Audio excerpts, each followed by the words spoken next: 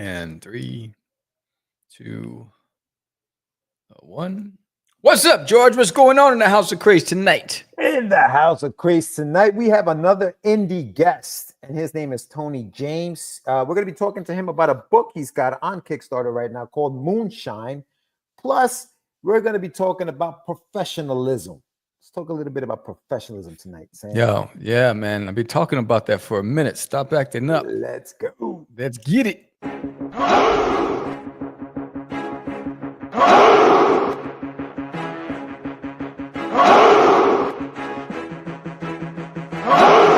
We are the only show for independents all around, giving you a platform to spread your word all over town. Catch the Craze is the place to promote to your fans with the dream of Medina and Sam the Crazy Man. Subscribe to our show and never miss an episode. It's time to get your mans, listen to us on the go. Updated every week, we never miss a day. Join the squad, come on in. It's time to catch the Craze. If you are an independent, catch the Craze. Making moves on your own, catch the Craze. On your grind in the streets, catch the Craze. Join the movement, catch the Craze.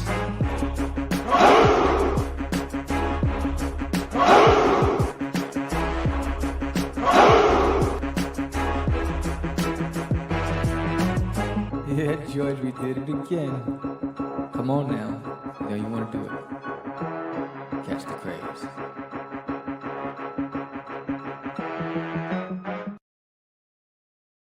Welcome to Catch the Craze Podcast. I'm your host with the most, Sam the Crazy Man, Vera, and I am with George the Dreamer Medina. What's happening, everyone? Welcome to another exciting episode of Catch the Craze.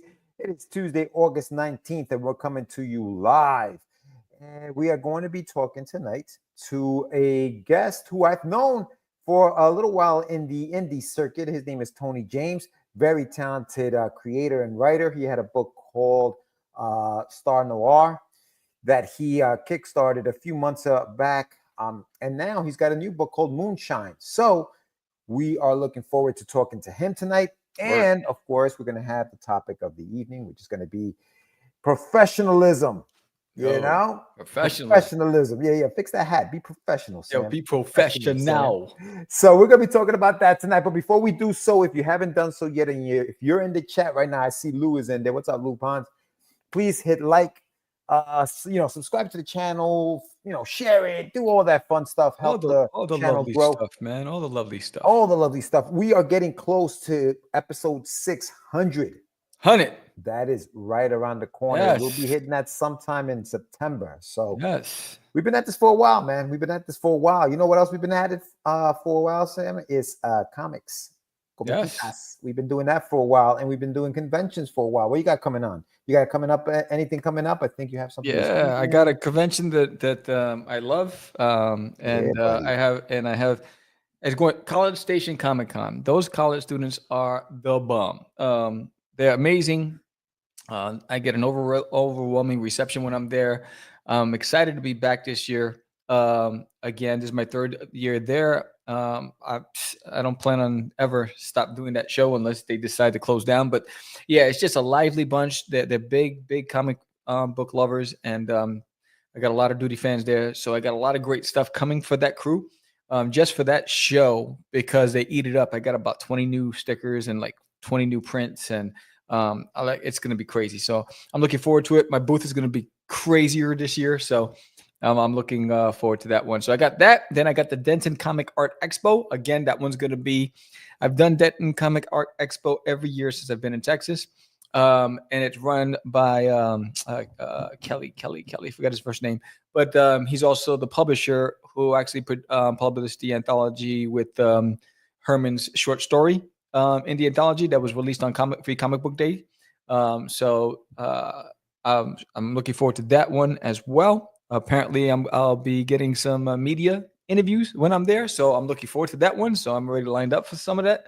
So excited. And then in October, I have a Big Texas Comic Con and another one I keep forgetting. But yeah, so those are the last 4 shows for the year, September and October. Then I'm taking November and December off. What's up, Dan? Happy Crazy Tuesday. I can't hear you, George.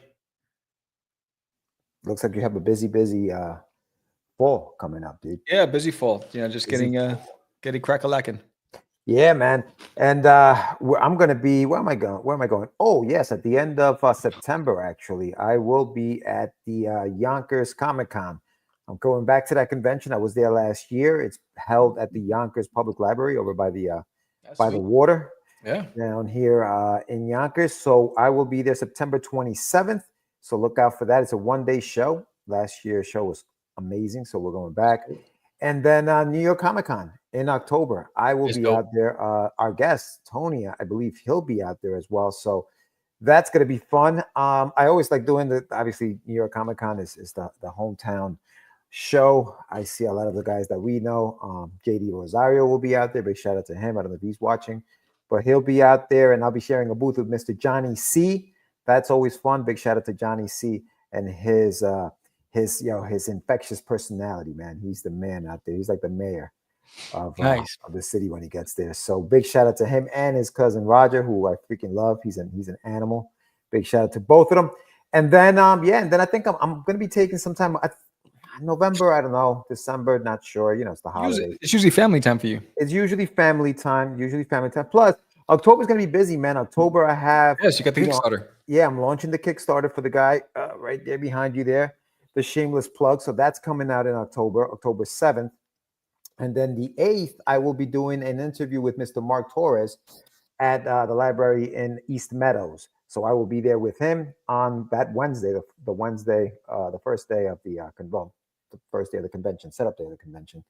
And then the week after that, I'll be releasing Wonder Dog #1 to store. Yeah, The Adventures of Wonder Dog #1 hits store. So if you haven't done so yet, make sure that you tell your local comic book shop that you want issue #1. Go to philbodistribution.com and have your store order a book. Issue 2 is already up there for pre-orders already, and we'll be getting ready to do pre-orders for issue #3. So this thing is like an avalanche, bro. Once it gets going, it just keeps rolling. So yeah, man. Thank you very much to Mr. Philip Russard and Philbo Distribution for the opportunity to get the book out there, and nice. Thank everybody who's already ordered it. Also, big shout out to everybody who's pre-ordered the shameless plug on my website. Yeah. You guys are freaking amazing. Thank you so much for the pre-orders. I can't wait to get that book out to you. Let's see how the Kickstarter does. Now that that's happened, it's a little risky. It's a little risk I've taken with the pre-orders on my website, but so far it's paying off literally. So we'll see what happens, man. Nice. Yeah, and I'm going on record. I'm signing up for both San Diego Comic-Con and New York Comic-Con for next year.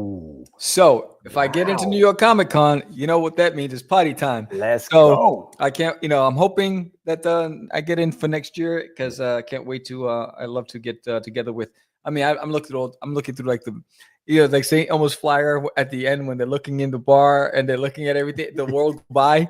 I'm like, I see everybody that I grew up in comics with in New York, and I'm like, I can't wait to see everybody again. Yeah, dude. Yeah, come on down. Yeah. Oh, good, man. Yeah, sign up. Listen, San Diego is dope. New York is dope. So it'll be a good time either way. Because if we get San Diego, I know that I was talking to Anibal today. He wants to go up to San Diego too.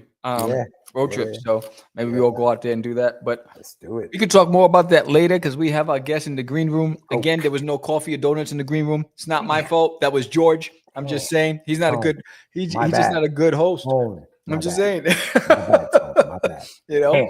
I gave him the card. I said, "Hey, go to the go to the bodega. Yeah. Go get some macaroons or whatever. Come back with anything." Jesus. Oh man. Without further ado, let's bring in our guest, Tony James.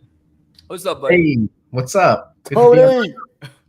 This is crazy. I usually am on the art of writing, and it's first not on Catch the Craze. So yeah, man. That was about a year ago we did that, man. Yeah, but it's cool to be on here. Yeah, than's for having me, guys. Of course, man. Of course. I recently saw Tony over at Terrificon. You had a booth there. Yeah. How'd that go? How did Great. How did Terrificon go? Friday was slow, but everything picked up Saturday and Sunday, so it was a good show. Nice. Oh, it's a 3-day show. Wow. Yeah, 3-day show. Very, very tired. It's that on top of like my Moonshine Kickstarter is finishing soon, so everything has just been very like crazy. I got the the email to do the show, and I was like, oh, I totally forgot that I booked this, because it just, everything is just madness right now. Yeah, yeah. But I'm glad I could be here to be on the show. Really like you guys. So. Yeah, thanks, man. Yeah, for those watching, so yeah, Moonshine is the book that we're going to be talking about today with Tony, and that is on Kickstarter. We just put the links in the chat. So make sure you hit that up. There's 38 hours left. So this thing ends. And $695 to go. Yes. It ends August 21st at 11 a.m. So make sure you guys hit that up. But Tone, tell us a little bit about yourself. Introduce yourself to the audience. Let us know how you got into this crazy business of comics, man. Well, I'm Tony James. I'm a writer. So I got into comics, I think through, first it was filmmaking in college, just making home movies with my friends, just running around New York City, trying to make short films.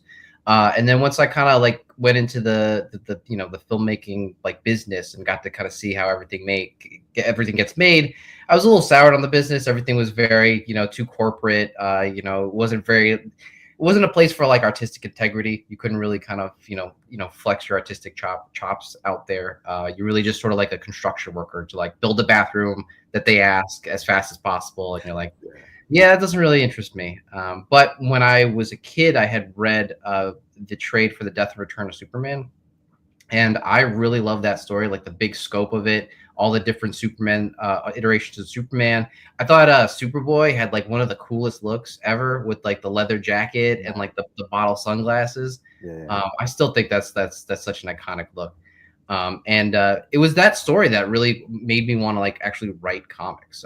When I kind of left filmmaking, that was the story that I picked up again, and it made me really want to write stories that have these like deep narratives that they're not kind of quick, a couple issues and then it's all wrapped up. Something that kind of goes on for like a long time, and has like a lot of character depth, and just a lot for a reader to unpack per book. So I study story structure all the time. When I'm not reading comic books, I'm reading books on story structure. I'm studying up. I made a comic, a cyberpunk comic in like 2016. It was called Reloader. It was basically The Matrix meets Kill Bill. It was like a revenge story set in virtual reality. It was a love letter to video games, which is one of my hobbies. That was the first time I was ever really successful in crowdfunding. It taught me a lot about crowdfunding in terms of like, having vetting a good team and communicating with backers. I made a lot of mistakes with the fulfillment of that one. It took a couple of years for me to fulfill that one. From there, I just I learned a lot of lessons. I found people who were like published artists that were published, very serious creators, and then I did Star Noir. It's the 1940s detective that teams up with this gray alien to try to stop a shapeshifter. And that one really took off. That was the first time I had ever raised over 10K.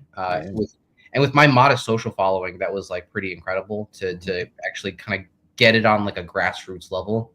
I've been running a real tight ship ever since. Just very committed team. Updates every 2 weeks. Like basically all the mistakes I made with that first Reloader campaign, like is the reason that like Star Noir and now Moonshine are gonna go on to be successful. You talked about mistakes in crowdfunding, and I think we're talking about Kickstarter in this case. Yeah. So the updates, I always wonder about updates. Like to me, I ran a campaign a couple of years ago for my Wonder Duck book, and I was always tentative about too many updates. Did you ever, or I guess one of the mistakes was maybe not updating your people enough, but like, no. Did you, what is it about the updates? Do you find that you need to do updates all the time? Do you think that that's, maybe that's too much for people? Like, what's your outlook on updates? Well, I didn't do any updates.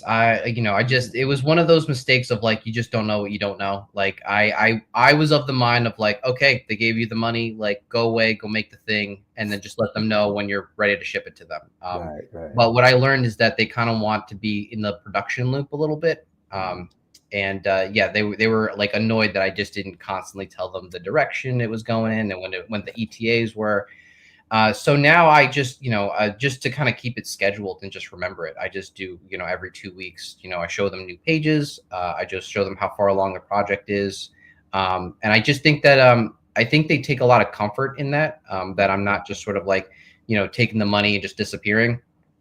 Like they always feel that like, I'm always keeping in touch. I'm always trying to tell them, update them on the book and always just keep them in the loop. And I think that goes to, it goes to backer confidence. It's like you can, not only can you back my book and trust that it'll be fulfilled, but like you are going to hear from me like on a regular basis, like to the point where if you don't hear from me for one of these 2 weeks, you'll think something's wrong, because it's just like for like 2 years straight, that's what it's been from the end of the campaign to look out for your tracking information for your book. Like it's just been every 2 weeks, just letting you know where we are, how close we are to finishing, what's been going on. And I think that that really kind of gives them backers a lot of confidence in the books that they back. Yeah. So the first book that you did on crowdfunding, was that a one shot? Or is that something that it is a one? It's just a one shot. No, you're not doing a continuation to it.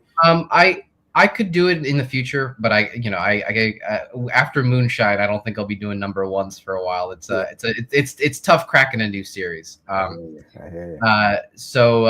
one was just like a 24 page book. It's a very punchy short story. I still sell it at the convention for people that pick it up. It was just a quick story. Mm-hmm. So now Star Noir, though, that one's ongoing, right? Or is that, do you have an ending for that? There's an ending for this particular story. There are different iterations of Star Noir. There are other precincts. There's also a New York one, a New York Star Noir that I want to do. So this one's Star Noir is 6 books. We're almost done with the 3rd book that'll be shipped out in the next couple months. And then like February, I'll do another Kickstarter for that book. That's awesome, dude. Yeah. Nah, man, your projects, dude, the artwork on a lot of these, on Star Noir especially, it's just beautiful artwork. How did you meet the team for that particular book? What was it Instagram? Was it Facebook? Like what it was Facebook. There's a Facebook group called Connecting Writers and Artists. And I remember just, posting, got this noir comic, very brief pitch of what it's going to be. And then, a bunch of artists, they reached out. Pablo had this, my artist for Star Noir, he had this kind of real highly detailed, pulpy art style. And he was just like really cool to talk to. He was just very, very laid back. He had a lot of, he was really good at taking all of my references because, it being a period piece, 1940s Los Angeles, there's like a huge dry folder that's just full of like building references, car references, clothing references. It's like if a character's sitting in a chair, I want to know what that chair looks like. And I feed him all of that stuff, and he is able to kind of bring it all together with such detail, and even like put a little bit his own spin on it. So I like, we have a very kind of like streamlined approach that I don't think I've ever gotten a page that I wasn't immediately in love with.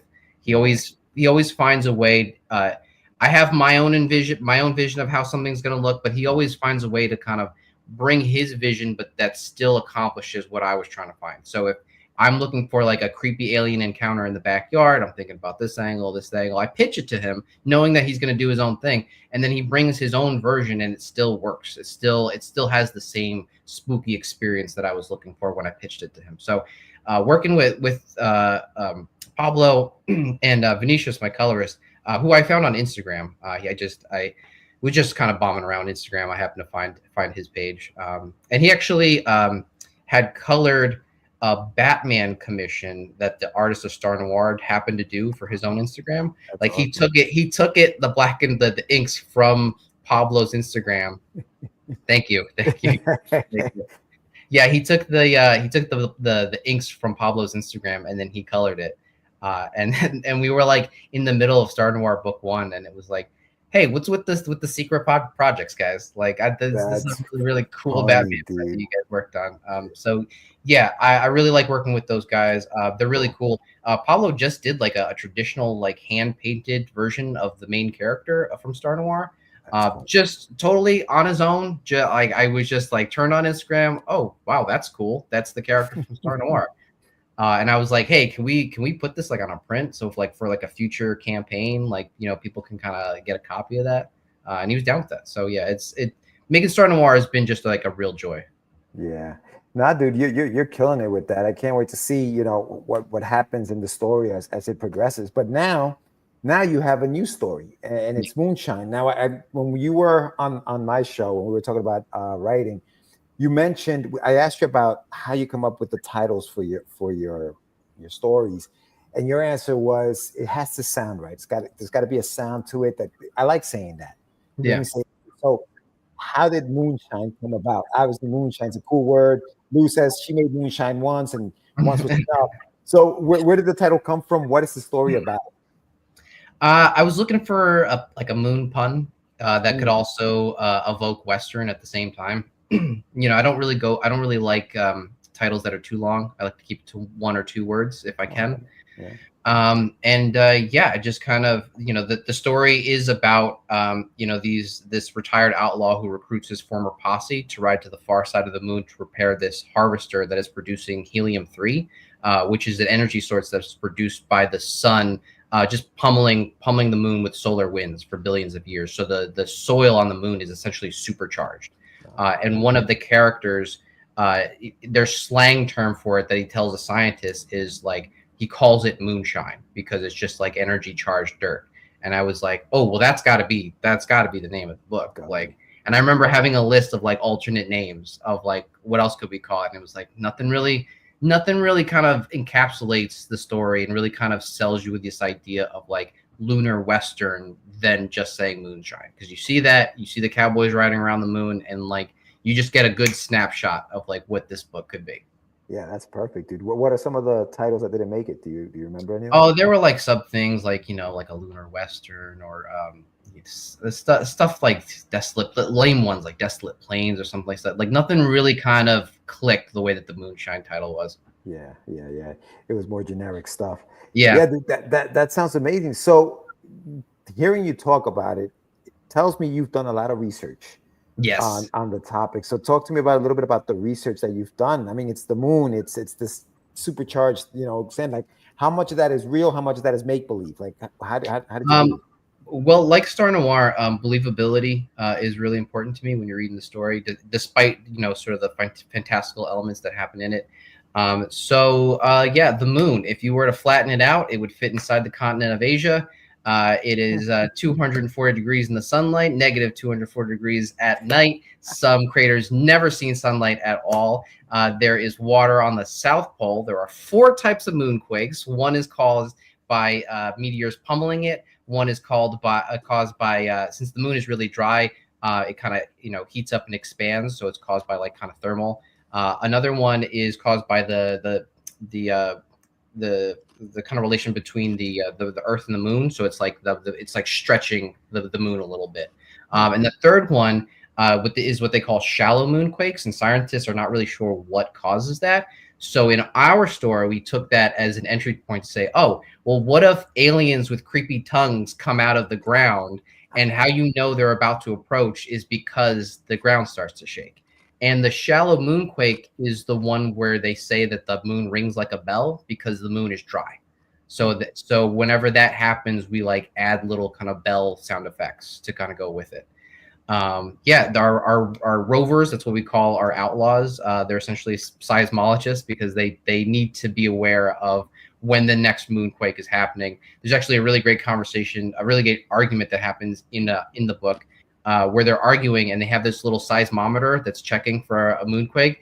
And as the conversation gets more and more intense, the seismometer spins faster and faster and faster until once it hits the peak, they have to split from their conversation to figure out how they're going to get out of the earthquake. Out of the moonquake that's like splitting the ground apart. So yeah, dude, finding a way that there's we all know there's a sixth of the gravity on the moon. And because there's no air to kind of stop momentum, if you throw something in the air, it comes back down the same speed that you threw it up. So you take a wrench, throw it out. Oh, that went higher than I thought. Oh shit, here it comes. Taking a lot of those elements, and on top of like it just being like a hostile environment, it's closer to being like in Antarctica or the bottom of the ocean. So like resources are very important. somebody who's like losing oxygen is a very like that's a very dire circumstance. So you don't even really need to, you know, have somebody be shot half the time. They just have to have a puncture in their spacesuit, which is a really big deal. Yeah, so we took all of that information about the moon. I read like a whole like book on the moon. Yeah. I wrote it down in my notes. So we took all of those details, it just really kind of baked it into the story. Like at no point does any character give you a science lesson about the moon. There are just like habits and things and that they have that are part of their culture. That really just kind of come through and it lets you kind of, as the reader, kind of ask questions about it. Like you might look something up offhand to kind of go like, oh, well, why did that moonquake particularly happen? Then you kind of learn a little bit about the moon yourself. Sure. So yeah, and then we did like we of course like took some Western elements and baked it into the spacesuit design. One of the things we did was we took the cowboy hat. And we made it like functional on the spacesuit, so you can actually like pull it forward like almost like a medieval battle visor, and it becomes like this bandit mask, this futuristic bandit mask. And when you flip it up, it looks like a cowboy hat, like on top of their head. Because otherwise, you know, it's really silly to just drop a cowboy hat onto a spacesuit. And the story, so much of the story is about this journey to the far side of the moon and all the dangers that they come up against. So you really want to see the cowboy hat. You want to see them riding these robotic horses. Yeah, that's how we did. And also the robotic horses, they are designed after the Boston Dynamics robots. So they've got those like kind of short, they've got those thin legs. And also we blended it with like motorcycle chopper culture. So like every rover essentially has designed their own charger. That's what we call it, the horses. So every charger is unique to the personality of each rover. So it makes everything a little bit more unique, more lived in. Yeah. And also the buildings are covered in lunar dirt to protect from solar radiation. So in your story, is civilization, like there's a civilization already on the moon? Are they coming from Earth there? Like, is it a period piece? Like, tell us a little bit about like the time. Yeah, so it's the year 3029. We leave Earth as a background element. It is it's orange and dried out, and we let the reader kind of decide what they think happened to Earth. But this is where a lot of humans live on Mars. That's where they live now, and the moon is essentially a mining colony to kind of harvest minerals and elements like helium-3. Yeah, there's one main city called Meridian that is near the Apollo landing sites, and then way out into the moon has on the near side has these things called seas. It's basically like an ocean that doesn't have any water in it. Like if you can imagine that, like that's basically like these kind of big open areas where like lava once flowed and then cooled down, and now it's just kind of this kind of basically this massive crater essentially. So in our characters, they live way out in the distance. They call it that's called the outskirts in this town called Caldera, and they're trying to essentially live outside without government assistance. Saros is like this overarching lunar government, yeah, they try to live by themselves. Because they kind of feel a little bit abandoned. A rover's job, like in its heyday, was to go and break ground in new settlements, and just rather than just trusting a robot which might malfunction or something. You wanted kind of a human kind of to stay in the charge to figure out where to place a new settlement, and the modernity that the characters are sort of battling against, just like a Western. Is that there's not really a purpose for that anymore. Like they feel that all of the settlements that they have that they have so much the tourism that comes onto the moon is like drying up. Like our main character Wade, when we find him, he has this ranch of chargers which he develops for the occasional tourist that comes in and just wants to take a ride on the lunar surface and then go back to Mars. But business keeps drying up, and so Saros comes in and they say, "Hey, your ranch is it's not adhering to a profits per resource model, so we're gonna have to shut it down." And then one of the Saros lackeys comes in and says, "Well, we have this energy problem on the far side. So if you come help us fix this, we'll give it the same prestige standing as like the Apollo sites. So we'll leave it alone forever. So that really is what kind of kicks off this journey for Wade to recruit his former posse and ride to the far side. That's cool, man. How much research did you do on Mars? Like, do we get information on Mars, or they spend any time in Mars, or is that just like a background kind of thing? No, that's a background element. The moon really is the star of the show of the story. Each book is told in a lunar phase. So as you read the book, each book becomes brighter as the sunlight catches up to our cowboys. And one of the books, there's a lunar eclipse that happens. And all of the color palette becomes red, like different shades of red. And that really, in the story, highlights the death that is about to befall our heroes. So it's fun. It's fun to take a lot of the elements that I learned about the moon and find like a narrative use for them. Yeah, no, that's awesome, dude. So how many books is this series? 6 books. Each book is just like Star Noir is going to be about 50 pages. Just real meaty chapters. Right. And if you kind of like, Tombstone, Red Dead Redemption, and you wondered what it would be like if this was on the moon, I think this is it right here. We really go for it. I mean, in the way that Star Noir tries to kind of, tell like a 1940s, pulp film, but just in a comic form. This Western is just, it's a love letter to Westerns. And even the dialogue, it takes cues from things like Deadwood or The Hateful Eight, this sort of elongated speaking style, where you don't feel like you ever need a dictionary to understand what's going on, but every now and again an idiom might go over your head, but the context will still let you know what they're referring to. Yeah, I think that adds the authenticity to it being a Western. It just gives it that, I'm watching.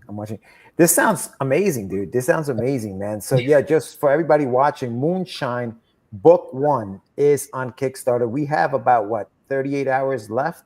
Yeah. And you're almost at your goal, man. This looks like it's hopefully we can get it there. So everybody watching, if you guys are interested, please hit the link in the chat and pledge to the book. Where are you going? I think I mentioned this earlier. I don't know if, correct me if I'm wrong. Are you going to be at the New York Comic Con? I will, but not tabling. I'm a little. Okay. I got a little tired from Terrificon, and then with the convention, I'm just like, I think I just want a quiet fall of just finishing Star Noir Book 3, shipping that out, and then also like working on Moonshine, building that up, and then it's like I got a nice quiet fall and winter to kind of work on my books, and then February we start with a brand new Star Noir campaign. So. It was great to go to Terrificon because it did teach me how to sell at a big convention. Mm-hmm. I had only been to smaller conventions like Brooklyn Comic Con up to that point. Like when you go to a smaller convention, to make like pretty good sales, you just have to bring that like garage sale energy, like, hey, how you doing? And then have your table pitch and but what's up? But at a bigger convention, not only do you have to have your table pitch, but you also have to like have your drive-by pitch where like when somebody's like walking 20 miles an hour past you, 1940s with aliens. And what? And come over here, come check this out. So it's like you almost have to reel them in like fish. What I had learned was that like more times than not, they do want to get the book. They are interested. They just have to be stopped and like, you have to be a little bit more assertive to kind of pull them in and talk to them for a second, because they'll just kind of walk by and they just won't care. And they don't care if you say, hi, how you doing? Or good morning or whatever. So like, you have to be a little more assertive. So I thought that was great. Such a great learning experience for me. I can't wait to bring that stronger sales energy back to a smaller convention. I feel like you'll be an animal. I feel like now I've learned like a superpower. Yeah. Look at all these how you doing guys at their tables. They don't know what's about to happen. That's awesome, dude. Awesome, man. Yeah, man. Looking forward to seeing you at the New York Comic Con and just chopping it up, man. But thank you so much for stopping in, Tony. Yeah, I'll see you in about a couple of months, and sure. We'll do this up. But good luck with everything, guys. Don't forget, Moonshine is on Kickstarter right now. Tone, we'll see you soon, buddy. All right, man. Thank you. Thanks for having me. Peace out. Bye-bye. All right, Tony James. On Catch the Craze podcast. That mustache is legit. Yo, legit. Legit. I mean, he should be doing like Vidal Sassoon commercials, bro. It's like, what the bloody hell? Yeah, man. Gluten-free comics here. Gluten-free comics. Where the hell did he get that from? Michael San Martino said He just woke up. He's like, gluten-free, what? Oh, man. Yeah, no. So listen, Moonshine, guys, it's running out of time. Yes. Let's get it funded. Let's get it funded tonight.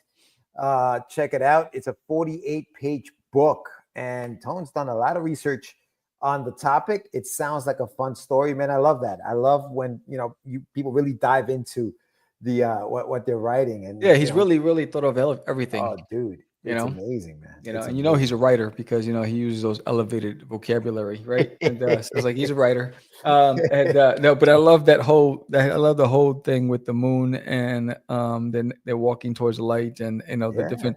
I think that was pretty cool. Yeah, very good, man. Very creative, very creative. Yeah, he's done his homework, man. He's done his homework. So yeah, make sure you check it out. The pledges will be closing soon. So yeah, let's get this thing funded. Yeah. But Sammy, all right. Next order of business. Next order of business about being professional. But before we do, I just want to say, everybody who did back duties in the Santa conspiracy, thank you so much. And I had to cancel it. After 3 weeks and not funded, the writing was on the wall. I just had to pull the plug. I do appreciate all of you. It's not the end for duty. I'm still working on duty in the back end. A lot of great stuff. But being professional and being an adult, you have to make adult decisions.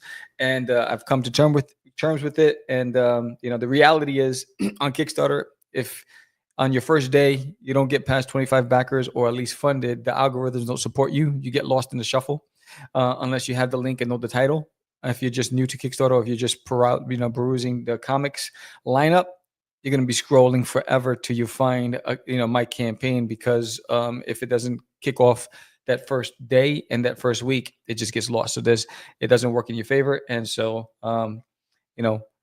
going back to the lab, recalibrating, hitting the convention circuit where I do shine with duty shines, and then I'll be back with a new strategy. But thank you all so much for your support throughout this process.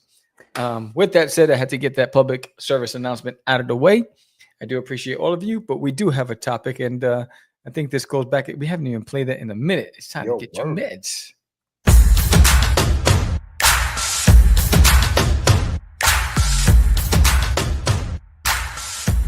It's time for your medicine. What does it mean to be professional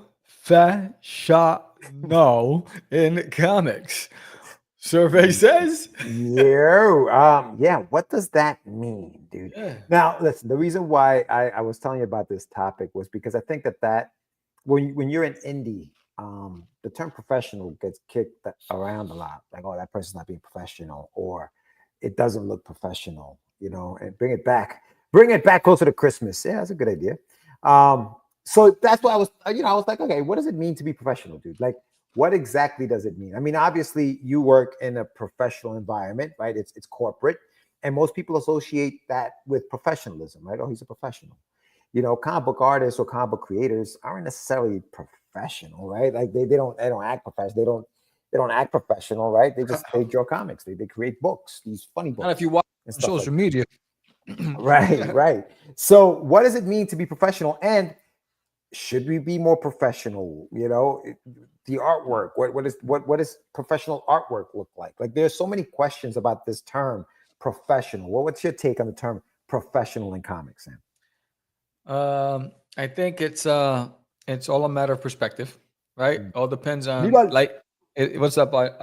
It's a life experience, right? And how you were brought up to understand the term and what that means when you show up in public. I think that's basically what it is. When you show up, I go back to my mom. When I was a kid, my mom, she was a great hostess, right?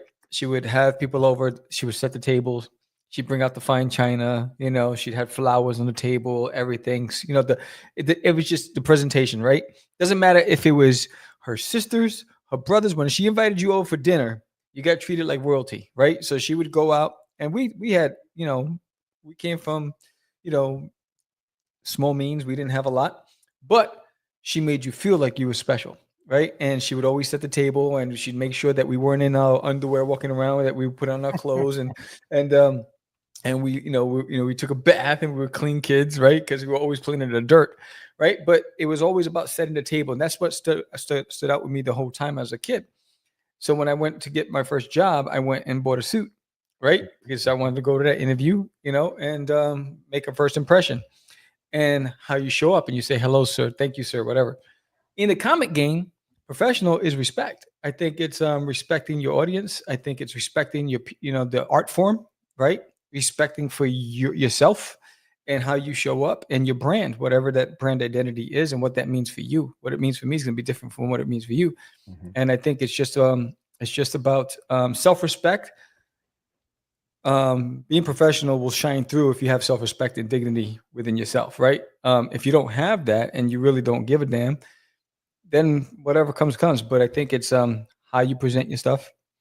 It's how you show up, how you engage people, how you communicate, right? It's one of the reasons why I work so hard on my booth, right? It's about, I want people to go, wow, this guy really puts in the work. He really cares about what he does.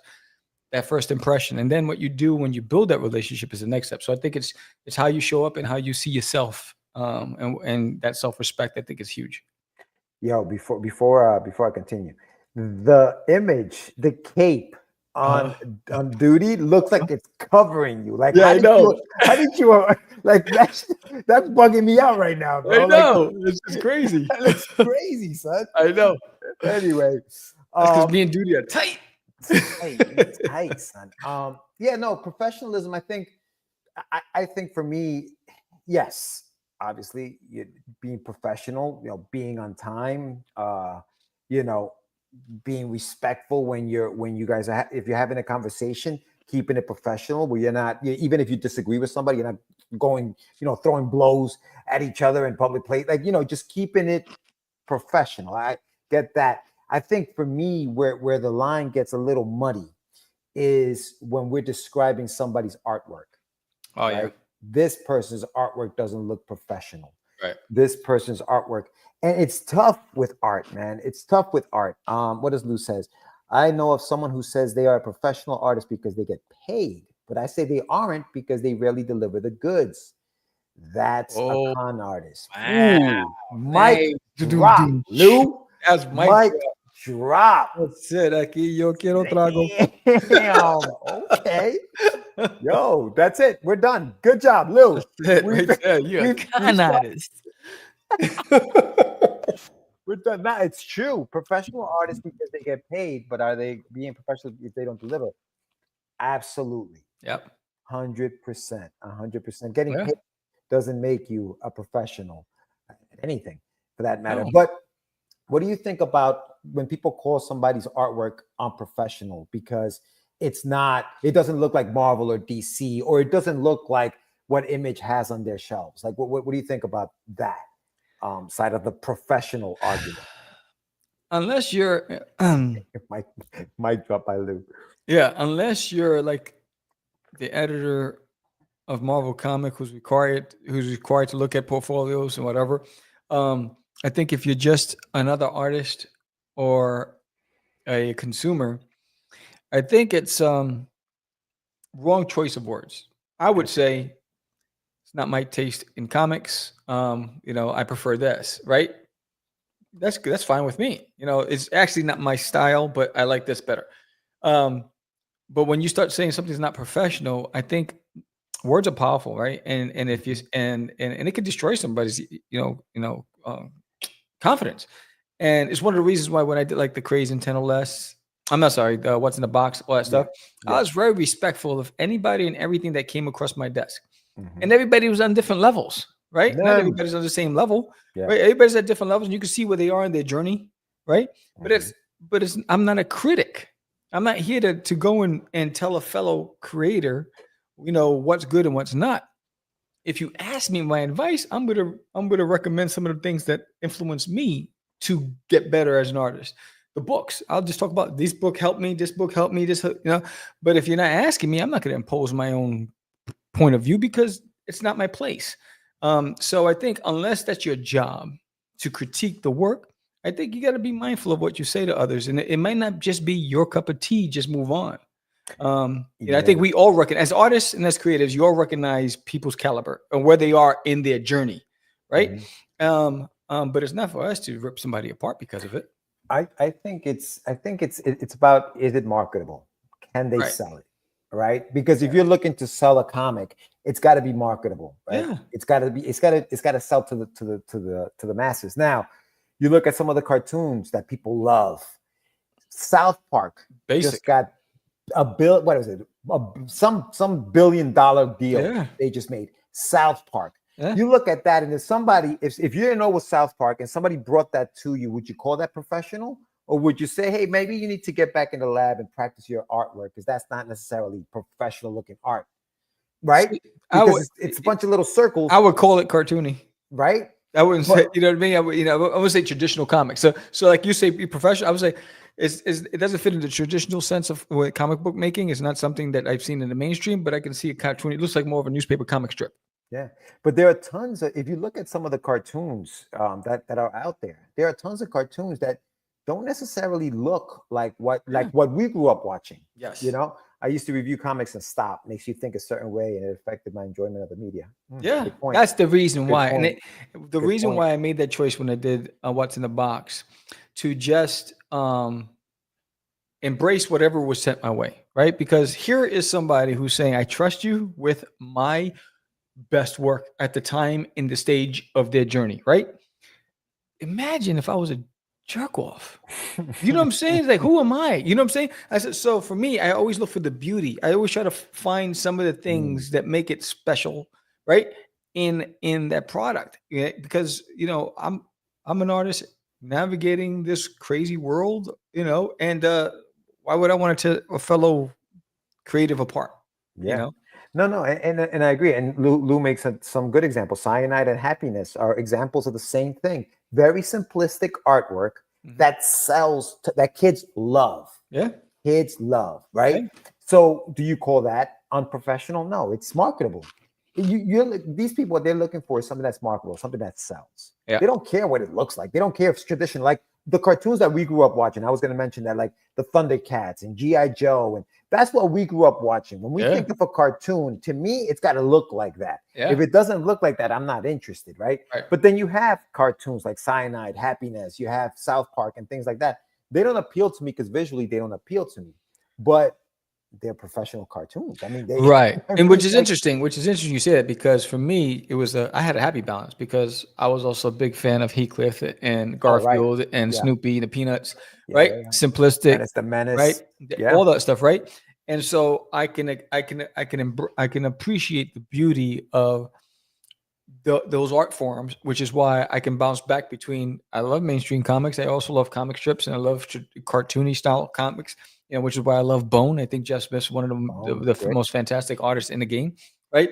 And but I think beauty is in the eye of the beholder, right? And I think, yes, if you're trying to get paid for your work, then there's an expectation on your presentation and on your skill set, right? So that's a different conversation, right? So if you're trying to get professional work, you're gonna have to make sure that I share that story when I sent my portfolio to Top Cow, and I got what's his name, Michael Turner's photocopies of his work, basically telling me, if it doesn't look like this, don't bother us, right? You're not at that caliber. Crazy. They were telling me, in a way, my stuff wasn't professional looking, right?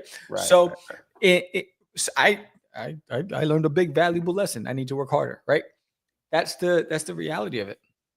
Yeah, Anibal says pro level is subjective, but there is such a thing as amateur versus seasoned. Look at that. Seasoned like adobo. Sazón. Right? Sazón, Goya. Frito. I never got Adventure Time. Oh, Adventure Time's another one. Or Steven Universe, but my kids loved it and consumed it, so it doesn't matter. Yeah, I you know what, man? That's so true. My nephews love that stuff. But if I threw on Thundercats, I'd be like, what the hell is this? And I'm like, what do you mean, what is this? It's Thundercats, bro. What are you talking about? Yeah, but Adventure Time, forget it. Oh, that Johnny Bravo? Because they were all about the comedy, all about they wanted to laugh. it was all about the laugh. Yeah. You know what I mean? It was all about just laughing and, you know, and just being goofy and stuff like that. Yeah. But, you know, yeah, it's a thing. I mean, and I think Anima makes a good point about the amateur versus seasoned, right? You can tell somebody who's amateur, you know, when you came back in the game and you started working in digital, you noticed how your artistic ability changed, right? Yes. Once you started using certain tools and you redefined the way you drew. So would you say that when your stuff looked more amateur then and you look more seasoned now? Like, how do you look at Absolutely. I was like, what the hell was that thinking? I said, I can't believe I sold hundreds of these books. So would you, if somebody said that your stuff didn't look professional, would you be offended by that? No, because I think because I've gotten over 150 rejection letters. So at a certain point, me, bro. At a certain you build body armor. You're like, all right, whatever. It's another hit, whatever. Bong, it becomes like it bounces off. It's like Superman. It bounces off. You know it's gonna come, right? But what it did for me was it made me tougher, right? It made me more determined to get better. And so, dude, a lot of my time I spend looking at other people's work. And I'm like, I'm like, how did they do that? Damn, how did they get that light? I look at lighting, I look at shading, I look at inking, I look at, you know, perspective. I'm always looking at and it doesn't matter whether it's a cartoon style or a realistic style. I'm always trying to study the masters or the people that I'm like, wow, look at what they even an amateur. There's that sometimes they will capture a mood or a look that you're like, oh wow, that's a really cool look, right? And I think that's for me is the beauty of it, right? Because we're always evolving, but you got to be hungry for knowledge. Yeah, I think part of when we talk about art, right? It's like Anibal said, it's subjective. Art is very subjective, but there are certain things about art that you can't deny. Like, so if you're drawing a room, unless you're Van Gogh or something like that, if you're drawing a room, you are looking for perspective and making sure that perspective looks correct. Yeah. Even if you're drawing something cartoony, you're looking for the anatomy on the little creature to be, you know, look, you know, you can suspend belief, but still you want it to look right in a way. So like even when you draw Duty, you want to make sure that his limbs are proportioned to his body so that something's not off. So there are certain things that when you're drawing, you need to do that. And I think the more you do it and the more you become seasoned, you learn how to fix those mistakes. Yes. What does Lou says? I feel, there is also such a thing as a style being cartoony versus just bad hard work. I feel like it's a combination of things that make you professional. What experience do you deliver when you take on a project, for example? What experience do you deliver when you take on a project? Interesting. I'm doing color on my new comic and loving it, using my miniature painting skill. But I've noticed improvement just within this own book. Now I got to redo the early pages. Yeah, that's the thing about getting better. You know what's funny? You know what's funny? And I'm giving credit to Lou. So I think Lou is a fantastic illustrator, and I think she's an amazing colorist. Right? I think it's just like top notch. And when I have someone like Lou saying, "Man, your coloring is getting so much better," right?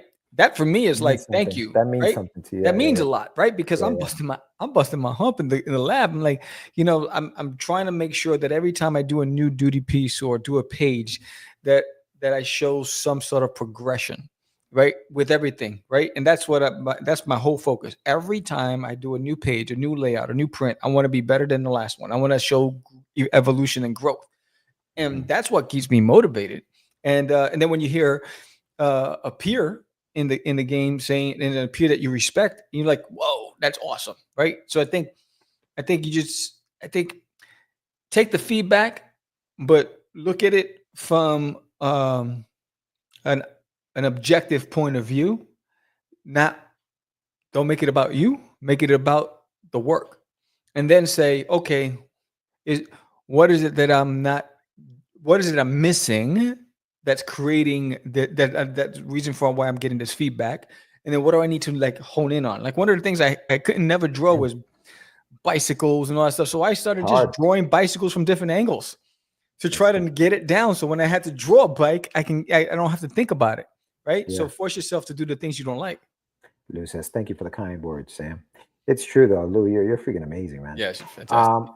But like I think that, okay, and this goes to anyone who's maybe watching, who's maybe thinking about submitting something to a publisher. Yeah. or something like that. Sometimes it's just about having the right set of eyes on your work. Yeah. And I think this is the thing with I just got a text message that threw me off. When you're submitting stuff to publishers and things like that, you got to remember that they're there to make money. Yep. Right? And They get want to make thousands. sure, they want to make sure that what they're selling sells. Yeah. So I think that part of that pitch or part of that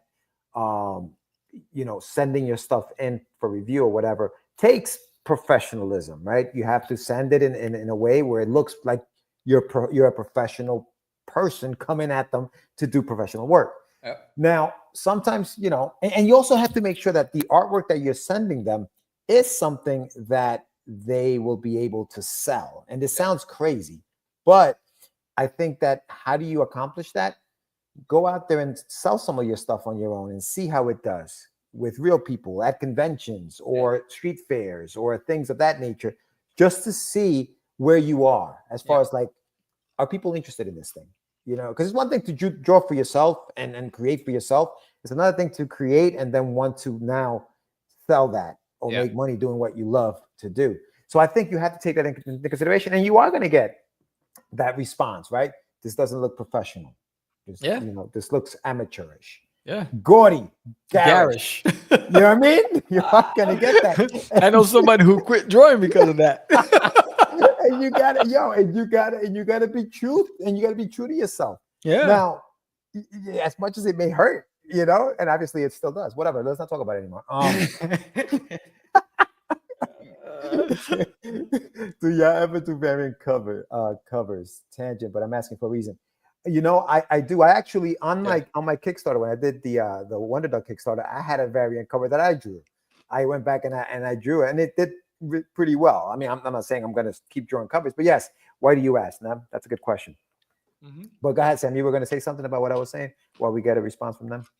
No, I think it's it wasn't about what you were saying. I think it's we're talking about professionalism. Like, for instance, I did that variant cover for Cycle Sal. Right. Now, he gave me a 3-month window. He got it back in 2 weeks. Right? So right. It was like, because I know that he's juggling a lot of hats. He has a lot of artists that he's working with, and he's doing a lot of conventions. I wanted to get this out of the way. Right? So I was early. Plus, I was working on the anthology for Make Better Comics. And so I was like, I had 2 projects simultaneously. I said, let me get the cover out of the way. And I gave him a couple of variations of different covers to choose from. So I didn't just stick with one. I said, here's the option. Which one do you like? I showed him the drafts. He loved the one. Boom, got it out of the way. Solid. Right? I think that's the same thing. If you're taking on work for hire, I'm not going to run the clock down to the last minute. My goal is to get it off my plate, give the client what they want, meet their expectations, and move on to the next project. So if I have a window that I know that I don't need all that time, I'm going to get it out of the way so I can take on another project. Right? But I'm going to put in the same energy that I would put on any project. Right? And it's especially because it's my name and it's somebody else's brand. Right? Yeah. So I think that's the mindset you have to have. And there's a lot of artists that just, for some reason, they're not, they just want the money, but then they don't want the labor. And I think part of the professionalism of that is listen, this is what I produce, and being true to yourself. In other words, if for example, William said, hey man, I want you to do a cover, and you automatically say, yeah, I can do a cover that looks just like what you draw on a regular basis. No, you're going to do a cover that fits your style. And whether you get the job or not, that's what you're going to produce, right? So you have to be true to what you're going to produce. And I think that's what William was looking for. William was looking for your artwork, your style. Yes. Not what you think. He wasn't trying. He didn't want me to draw like him. Right. And not only that, but he wanted me to draw my character as his character. Right. Right. And cosplay, which is what Duty does. Right. Yeah. And that was a beautiful marriage, because I was able to capture the essence of his character, but promote my character simultaneously. Yeah. Yeah. And what's even crazy, I already have 5 spoken for at College Station. So 5 of those covers that I'm taking to College Station are already spoken for. Right. So, but that's that's the whole thing, because when you have collectors of your product, right, and you keep showing up and they see you diversifying, that's also a way of showing how committed you are, because commitment is also a sign of professionalism. Yeah, no, for sure. Nam says, so this is when Lou is doing a cover for Space Monkeys. Oh, that's going to be dope. And it just occurred to me that y'all styles would be cool as well. Parody sci-fi covers that are more cartoony. And Lou said, I'm here to help other artists where I can with what I know up to now. Anyone can contact me with art questions anytime. Awesome. And she says Sam would be perfect for a Space Monkey cover. And Nam agrees. Yeah, dude. Yeah, I mean, Space Monkeys. That sounds cool. I'm glad you're still doing that, man. That's a dope freaking title, Space Monkeys. Space Monkeys. Freaking awesome, dude. Yeah. I mean, yeah. You can DM me. Send some info. Yeah, definitely. Yeah, for sure, man. But yeah, dude, that's the topic of professionalism. I think you got to keep it professional, and even at shows, for example, if somebody doesn't like your artwork or does, keep it professional, keep it moving. See you later. Yeah, no need for anything else. I got to come back to this convention next year. You know what I mean? You're not going to be here, so you got to keep. But not only that, but so what? Somebody decides that they're going to be out of character and they're going to give you their opinion of your work. Mm-hmm. Take it, move on. Don't get into a debate. Just thank you, appreciate you. You have a great day, right? And move on. But if you get a lot of it, then you have an obligation to yourself to want to, fix some of those things or really hone in on your craft. Dude, it's crazy. I mean, I hate to bring this up, but I remember you guys had a story about somebody being a professional at a convention. Police had to be called. You know what I mean? Like, oh yeah, right. So like, there are things that we had fellow creators, wouldn't stop, and then they called the police. Yeah. To say get this guy out of our area because he won't stop. Right. And that's another thing. It's etiquette, right? Etiquette. Or sure. Professionalism is also, if somebody's at somebody's table and that artist is pitching, you don't come over and try to like encroach and say, yo, why don't you come over here and check out my stuff? He's in the middle of a sale or trying to build the sale, so respect the game and stay in your lane and wait till that person passes your table. Don't come over to the table and say, you need to see my stuff. Don't worry about that. Oh, Because that's how casts stay in business, right? You get the body cast. It's like stop, be nice, be respectful of your fellow. Like, I'll give you an example. I was at a show. It was at Bell County, right? And these guys were building this damn wall, right? You couldn't even see me from that side, right? Right? So they came over to me. They go, hey, you can use your artwork on this side since it's blocking you, and you can put all your artwork and we're fine with it all over our stuff. And I was like, you know what?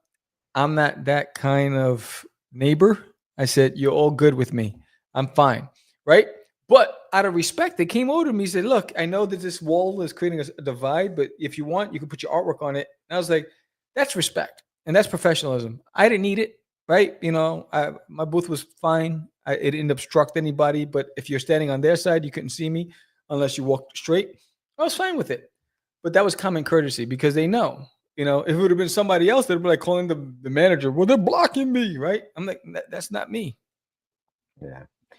Yeah, wasn't that you get critiques like that in writing as well. Had someone review something I wrote and say that my detective noir novel was too noir, too detective. Okay, but I took the critique. Oh man, your writing is too writing. That's insane, man. That's insane. Well, no, and we've all had it. I mean, I've had it in the early days. You had people like, yo, yeah, whatever the feedback about your style. I think the good thing was I was a writer and an artist. So as my style was amateurish at the time, my writing made people laugh, right? And engaged. So it compensated, right? So it gave me time to work on my art while I'm, what I'm saying? So it was a double, I had something to my advantage. But if you're just an artist and you get a lot of feedback, you have a responsibility to just improve. And don't be afraid to just go to artists that you even like and say, yo, can you give me some pointers? How do you approach a page, or how do you that's one of the things I remember. I used to do the same old thing. I always started with the head and, with the lines and separating the eyes from the nose and the triangle. I always started that. Right. And so my stuff always looks stiff. Right. And then I watched an artist who was starting from the hand and working his way back. And I was like, what? That's blasphemy. I was like, how is that even possible? Right? That's magic. That's like dark magic. Right? So I forced myself to learn to start with different body parts. And that's how I started getting my angles to look more animated and look more organic, right? But I was honest with myself and say, yo, my stuff is so damn stiff. It looks, I was like, how does that person do that? Right. And so I was okay with looking and asking. Yeah. Yeah, man. That's how you learn. That's how you learn. The more you know, Sam, the more you know. The more you know, the more you grow. That's it. And that's one to grow on. Want a commercial? Is the more you know, the further you go. And that's one to grow on. That was the commercial. Was it? Back in the days, you don't remember? Oh man, you were probably in what is it? Ecuador? I didn't speak English then, bro. Yeah, that's right. That's right. Spanish. You were playing soccer. That's way back in the day. That's way back then. Way Hey back man, then. you heard this? Playing soccer. Playing football. I was playing football. Football, man. Yeah, they put me in soccer. My mom, I love her to death, rest in peace. But man, she only spoke to me in English, and they put me in soccer, and everyone was Spanish, and no one spoke English. I was like, yo, I gotta go. I said, I gotta go. I had nothing to do with you had no skill. It's because you didn't speak the language. No, man. I was like, yo. That was nice. I just didn't understand them. And they were fast when they spoke. I was like, wait, slow down. Come on, man. Hold on. I'm a rookie. You're my peoples, but my mom didn't hook me up, man. I don't got the lingo down. Yo, who do we have on the show next week? Oh, we have a show next week. We do have a show next week. Show episode 597. 600 is nearing its head. We're gonna catch. What's that? It's gonna be sometime in September. So make sure you catch. We got to figure out what we're gonna do for the 600th episode. But we got a guest next week, so we will be back next week on Tuesday, guys. So make sure you check us out. Like I said, if you guys are watching, hit that like button. And if you haven't done so next yet, week's the 26th. Yeah, we have Allison Shelton. Okay, Allison Shelton. All right, cool. Allison Shelton is she actually put a bio. Thank you. Allison Shelton is an award-winning screenwriter and essayist. Her writing is widely published at outlets including the New York Times, Mrs. and The Rumpus. She's deeply proud of collaborations with other female creators, most notably the comic Reborn and films The Hold to the Night and Eve of Understanding. Oh, wow. She's got a huge background. Awesome. So that's going to be dope. So, so Allison Shelton next week on Catch the Craze, right? Sweet. Yeah, it's going to be dope. Excellent, dude. So do your spiel. So how long have we been doing this for? It's been a long road. Anyway, so Catch the Craze podcast, founded in 2005, the longest running independent comic book podcast in the game, the first one of its kind. Everybody else is just a copycat. But anyway, with that said, when we grow, the independent community grows. So by you liking, subscribing, and sharing, you help the algorithms help this show, so that way we get more eyes and ears on our guests so they can share their stories with the world, because as you know, there's not a lot of outlets for the little guy, so we got to support indies by indies, and we can only do that with you. So thank you so much. If you're listening to us on any of the audio platforms, please head over to the YouTube channel and subscribe to the channel, or leave us 4 stars on whatever platform you're listening to us on. So that way we can move up in the rankings. So we appreciate every single one of you. And again, if you want to be a guest on Catch the Craze podcast, just either go to dudesworld.com or to the YouTube channel, Catch the Craze, and you can sign up to be a guest on the show. You don't have to ask, but please make sure you send us information and some graphics so that we can use and promote you as well. Yeah, man. So with that said, I'm Sam the Crazy Man Vera. George the Dreamer Medina. And we are out. It's just easy. It's not. Crazy. Acquiesce. No, I was talking about my friend Acquiesce. Say my name. Right? This is what you were thinking? Oh, my. He described me. He said, I'm the... What? Catch the Craze. You're listening to Catch the Craze. You're listening to Catch the Craze. You are listening to Catch the Craze on Catch the Craze. You're listening to Catch the Craze.